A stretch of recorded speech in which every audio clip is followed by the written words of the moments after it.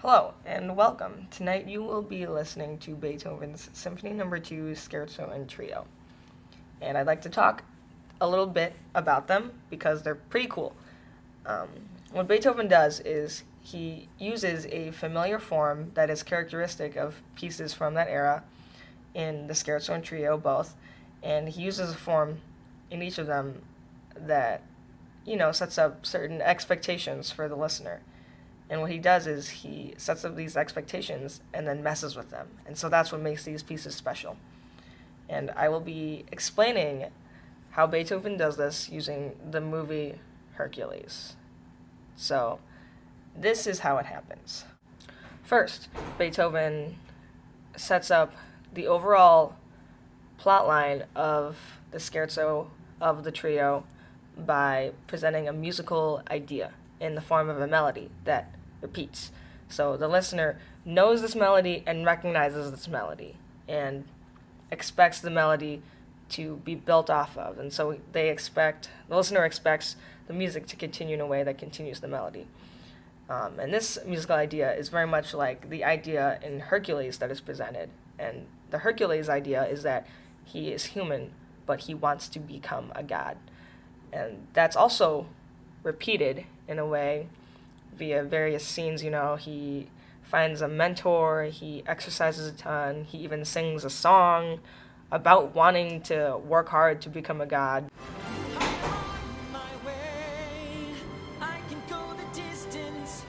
Beethoven's story is a musical idea, and then the story of Hercules is he wants to become a god.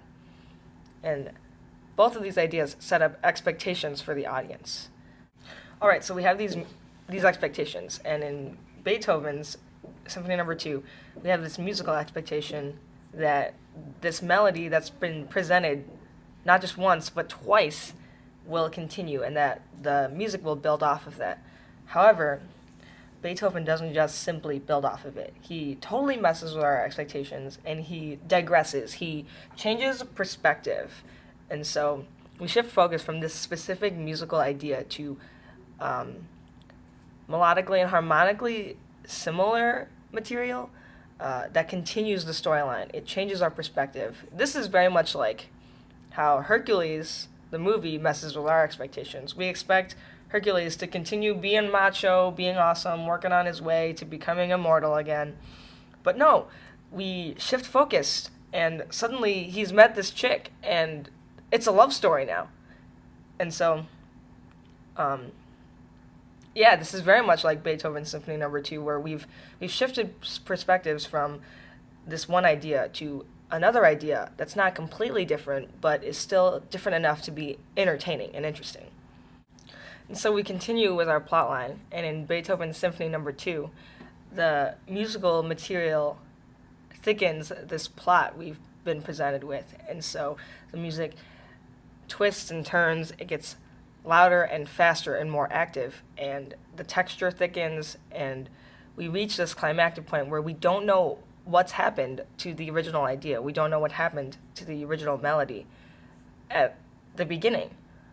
And this is very like Hercules, because in the movie, he's met Meg, and now he goes on this adventure to rescue her, and he has to go through various obstacles. And at the same time, he wants to become a god, and so it reaches this climactic point where he doesn't know we don't know as an audience what's going to happen to him. Is he going to become a god again? And so with Hercules and with Beethoven, we have this climactic point where we don't know what's happened to the original idea. However, it returns, and it not only returns, it reaches conclusion, it reaches finality, there's closure. And so Beethoven has essentially taken us on a rounded musical journey where he presents idea number 1, and then he digresses from it, and so now the melody twists and turns, and we are taken on a journey, and then the musical idea from the beginning returns, and it ends.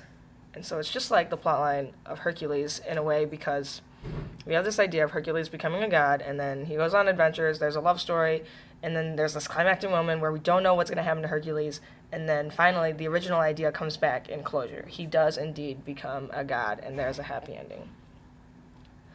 And so yeah, I hope that helps you understand Beethoven's Scherzo and Trio from Symphony Number 2, and I hope you enjoy listening to it.